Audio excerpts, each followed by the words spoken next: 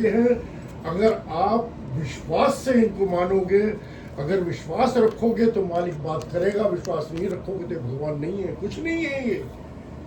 लेकिन अगर है तो सब कुछ यही है, वो स्वरूप नहीं है, वो फोटो नहीं है। मालिक कहते हैं मेरे स्वरूप से अटैच मत हो, इन नंबरों से अटैच मत हो। जो आप सब बात बता रहे हो ठीक है, बड़ी अच्छी बात है, किसी भी चीज़ से हम उनके रास्ते में पहुंच जाए, बड़ी अच्छी बात है।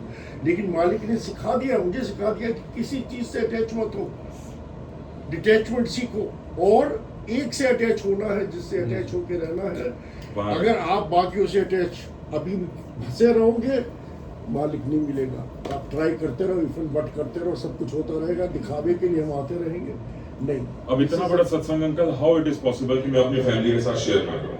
नहीं जरूर शेयर करो। या मेरे साथ जो सेवादार बाकी दो भी थे, लेकिन वो 3 साल, मतलब ये तीसरा चौथा जवाब मैं दे रहा हूँ। जैसे मैंने एक जवाब ये दिया सत्संग करने वाले का कल्याण, सत्संग सुनने वाले का कल्याण, मैंने एग्जांपल बिल्कुल मैंने मेरे कितने कर्म काटे होंगे महाराज, मुझे ही क्यों चुना इस सत्संग का ये पार्ट बनाने के लिए? पता नहीं मेरा क्या, आपको कुछ काटा है, वही मैं कह रहा हूँ ना कल, पता नहीं मेरा क्या लेखा जोखा, अगला पिछला क्या बैलेंस शीट क्लियर किए, आपको क्यों बनाया मीडिया खास तौर से। और सत्संग सुनने का उसका कितना फायदा हुआ? अकेला उसका नहीं, वो मर जाता, उसकी बीवी मर जाती, उसका बच्चा मर जाता। एक जवाब मुझे ये मिला कि हुक्म क्या होता है, कि महाराज हुक्म करेंगे तब सुनाओगे। हुक्म का मतलब ये होता है कि इतना बड़ा सत्संग वो 2.5-3 साल तक मेरी मेमोरी से इरेज हो गया, मुझे याद है। और जब वो राइट टाइम आया तो वही लिफ्ट वाली कहानी महाराज ने दोबारा 4 मई 2025 को मेरे को दोबारा दिखाई। क्योंकि उस आंटी को जब हमने लिफ्ट दी तो मैंने कहा यार ये सीन तो पहले हुआ है, ये क्या हुआ है।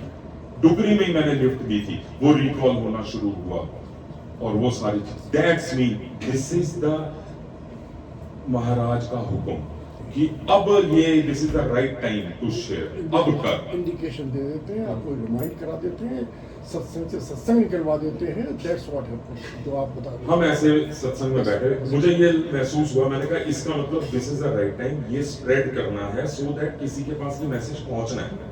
तभी महाराज ने कहा, तो मैंने ज्यादा से ज्यादा कोशिश की जितने भी सत्संग में जाऊं ये शेयर करूं।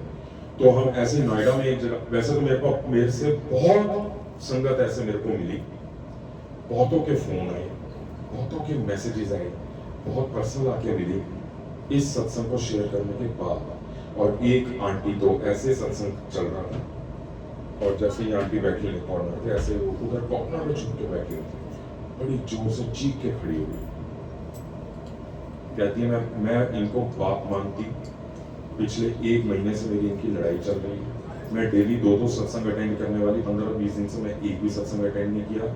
ये मेरी फ्रेंड बैठी है, आज जबरदस्ती ये अननोन प्लेस पे मेरे को लेके आई है सत्संग अटेंड करने के लिए, जबरदस्ती उठा के ले आई, जबरदस्ती मैं यहाँ आके बैठ गई और आपका ये सत्संग सुन लिया। अंकल मैं चली इतनी डिप्रेशन में रही हूँ कि मैं तो आज कर लेती या कल कर लेती सत्संग। उसने पब्लिकली खड़े होकर ये बात बोली।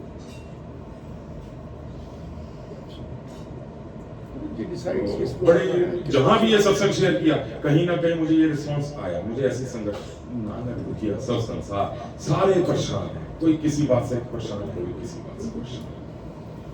और हम गुरुजी वाले हैं, हम उस परेशानी में खुशी ढूंढ रहे हैं कि लाख लाख शुक्राना वो परेशानी देने का मालिक, सो दैट कि हम आपके पास आ जाए। परेशानी की वजह से तो बैठे हो, आप क्यों इस संगत तक खड़े हो, हम क्यों सत्संग में आके बैठते हैं।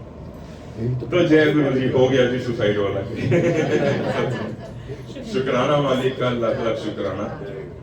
अंदर देखो, अंदर आपने कितनी सुनते हैं महाराज आपके, कहते मैंने तो आपसे सुना है सुसाइड वाला, मैंने यूट्यूब में, आपने मुझे भेजा नहीं, मैं सुना नहीं, तो आप सुनाओ। और बाहर आके सुना ना, देखा नहीं मैंने भी नहीं सुना था ये वाला, लेकिन इससे मुझे वो और याद दिला दी है मेरे साथ जो ये चीजें।